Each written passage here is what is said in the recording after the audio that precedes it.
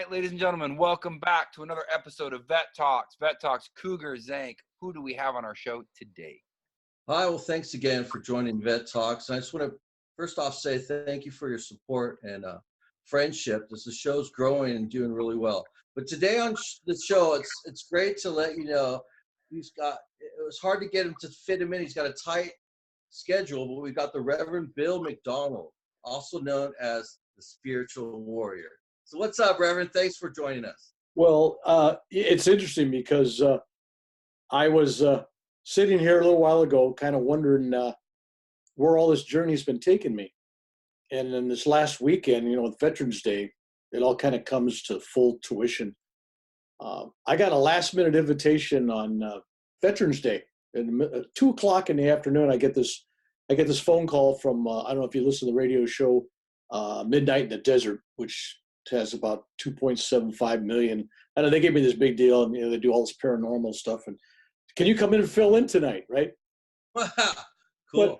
But it was a veteran theme, and we were trying to get people not to just see vets on Veterans Day, like, oh, it's thanks for your service type stuff. But Veterans Day is every day, and what these veterans have done and continue to do, and there's a small minority of us out there now, is more than just a discount at a store. It's more than just having a Veterans Day sale. It's more than just having a parade. This is a lifestyle. And you served, I served. Those of us that have served, this is not an oath that goes away. When you take the oath, it's for life. When I got out back from Vietnam, there was no help out there for Vietnam vets. We were the only ones that ever welcomed ourselves back. That's why it's people ask me, how come you guys always say welcome home to each other? I'm trying to tell them, we were it. Yeah. Didn't say welcome home. Nobody did, right? Right. We're always only it. Who else do we have to rely on but each other? Yeah. So back in the early 70s, I was just home a couple of years. Before we had the word PTSD, I don't know what it was called, crazy vets, that's what we were basically called. I started working with vets in the San Jose area, the San Francisco Bay Area. And I've been doing that ever since about 1970 or so, on my own. Wow. And it's been a never-ending and growing ministry. And I call it a ministry because I'm not out preaching religion. I don't preach religion. It's all about love and service. In fact, I have a ministry, Spiritual Warrior Ministries, which is all faith and no faith. It doesn't matter. I got chaplains out there. All I ask, I got 3 rules for my chaplains. Don't convert somebody to your religion. Wherever religion they have, be happy for them. Give them counseling based on whatever they're, and that includes if they're an atheist. For money, self-fund. Now, if somebody wants to help you out, they have to initiate that. They have to don't you suggest it for them. And the third thing is pick and choose an areas you want to go out there and minister to. So I have guys out there working with prisoners in jails and prisons. I got guys in the hospice and the hospital, working with people. And then I got my homeless group. And the homeless ministry is, unfortunately, in California, growing. That's what. So how many people do you think in total you guys service? Well, that's a hard question to ask because here's the deal. I got all these chaplains. I got probably 75 chaplains out there right now, all across the world now. I got them in the UK and Scotland and England, and I got some in Europe now. But they're reaching out, and I don't ask for any reports. It's my organization. I'm the head guy. I anoint somebody, go forth and conquer, love, serve. Don't report to me. I don't want no dogma. Don't preach dogma. Just go out there and meet them where they're at. Like, especially homeless people. Homeless guy doesn't want to listen to a sermon before he gets a donut. Come on. What does he need? Give him what he needs. Food, shelter. Yeah. Yeah. So that's the real religion is love. So that's all I ask of my people. To answer that question, I really don't know. The only place I've failed at, this is interesting, because I'm having success in the UK and I'm having success in Canada and North America. But I went to Russia I contacted the leaders there and I said, hey, I want to work with your Afghan vets because those guys are all messed up, right? Oh, wow. And this official guy goes, what problems? We got no problems with our Afghan vets. They're all a bunch of drunks and dope addicts around the street. We have no problems with them. I go, what? What? So yeah, this is a ministry of love, and I even have a couple of chaplains that have no religion at all. In fact, I don't even know if they believe in God, but they believe in love. That's good enough. Go forth. Yeah. So that's kind of where I'm at and kind of my journey at this point in time. For the audience, how and where could they find you, either online or in person? Well, I'll tell you what, if they go to my website, which is brilliantly named RevBillMcDonald.com, I mean, REV, in my name, I got all kinds of information on there, including the Spiritual Warrior Ministries. Or they can go to my Facebook page, which is Rev Bill McDonald, and they can send me a request. They can contact me.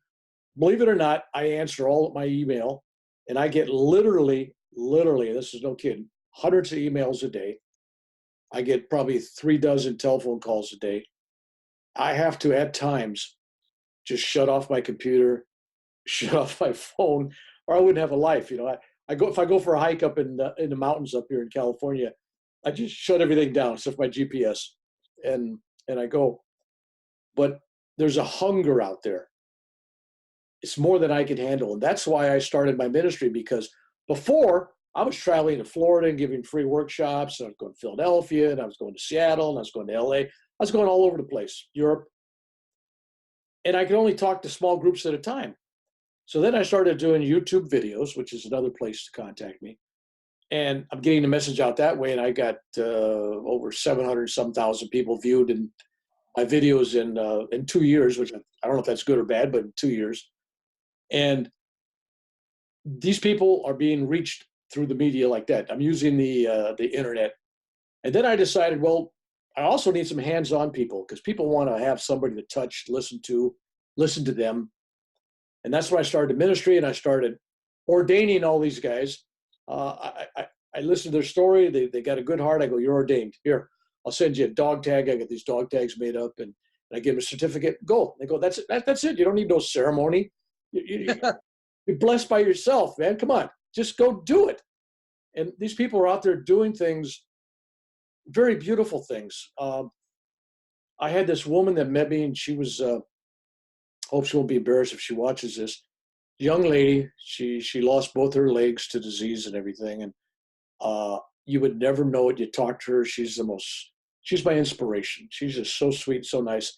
She traveled all the way to where I was giving a speech in King of Prussia, Pennsylvania, which is outside of Philadelphia. Mm-hmm. And I was giving a free workshop for vets there, and I was giving a keynote address. And she drove for hours to get there with her husband. And she rolls into there, and she waited patiently in the hotel lobby for me. She didn't know where I was at. And there she is. Oh, Rev Bill. And we had this wonderful conversation. And she told me about all the wonderful stuff that she's doing for veterans and stuff. And I took off my dog tags and I gave them to her. And I said, go forth, man. You're doing the work already, man. And she just, it touched her. Wow. So, Reverend, let's do this. Since you have to, as you say, repeat your message over and over again, could you share a message today with our veterans, a message that then people could find through this video, one that you would share with the veteran community? We have, the true numbers are actually somewhere around 59 a day, because as you know, every lost soul is as valuable as any other. And it's not whether it's a veteran or a first responder or whatever, because actually I believe almost most first responders were at one point veterans, or at least quite a majority of them did serve as well. And so we've incorporated that all into our community, and they're there listening, and we'd love for a message that you have for them. First off, I tell people, especially veterans, first off, there's the veterans, but I'm more inclusive. It's the veteran community, meaning family, friends, people that know and love these veterans. And I've also added in the last few years, I realized that there's a whole cadre of civilians out there that want to help, but they're not a veteran themselves. So, and vets tell them, well, you won't know, you don't understand because you're not a veteran, and they get their feelings hurt. I'm telling people, no, just got to understand that's just part of the process. You have to win the trust and love of these people. But basically, I'm telling people you're not alone. There is always somebody in the veteran community that will reach out and listen to you and assist you in some way. And I can't handle everything that comes my way. That's why I got people all around the United States. Somebody calls in from Minnesota. I go, well, hey, let me see if I got somebody out that way. But Florida, I got some, you know what I mean? So isolation is the problem right now with the veteran community. Some guy out someplace, he feels like he's by himself. He's all alone. He feels like he's the only one going through these problems, and he's not. And their families, when I do free workshops, I invite the families to come along, the wife, the kids, the mother, father. You know what it is? If a veteran's mental, emotional, and spiritual life has been interrupted by war, it affects everybody in his sphere. He comes back, he's angry and all this stuff. It affects everybody. Everybody's affected. So you got to treat not just the veteran, but you got to treat the whole family. So that's the latest step I've gone. I've gone now to not just working on the vet. Now I'm working on the whole surrounding support system. So they're all healthy. So I'm out there. I will be going another round this coming year. I'll be in Dallas, Texas. I think the 7th of January. I'll be out there giving a talk. If you want to see me, they come out and meet me there. But I'm also going to probably to Maui. I'll probably be in Chicago. I'll probably be in Seattle. I'll be in Santa Barbara. I'll be in Florida again. So if they go to my website, they'll find that. But if you're looking for just straight upright advice, if in a nutshell, you're loved. You're appreciated. And it doesn't have to be the whole world love and appreciate you. Your fellow veteran does. Rev Bill does. Fellow vets do. Those that have been there, they know, they understand. And that's why when Gulf War started, my son was in the Gulf War. Myself and thousands of other Vietnam vets, we were the ones that welcomed him home. We were the ones that cheered him on. We were the ones that wrote him letters. We were the ones that came back and listened to him. And unlike when we got out, I mean, not even the organizations I belong to today, most recently, they didn't reach out to invite me to join them. I mean, you know the history of that. Yeah. And so we, the Vietnam vets, have become the catalyst, believe it or not, for this expanding fingers and arms and hands of the divine. We are out there doing our work. Some guys don't call it that. They don't look at it in a spiritual sense. They're just out there doing what they got to do because, hey, they didn't treat me right. I'm going to help these guys. They may not articulate it, but to me, it's a spiritual energy that's been flowing, and it started with the pain and the hurt and the suffering, let's get honest, of the Vietnam veteran. This new group of vets out there, these young guys, the 20s, 30s, 40s, that's young to us, right? These young guys out there now, yeah. Afghanistan and Iraq and various other places on the map. I'm looking, this one guy just got killed here last month, and he was on his 15th tour of duty. And I'm going, my God, what are they doing to people? If you can imagine a dozen tours, 3 tours would be a lot, right? Yeah.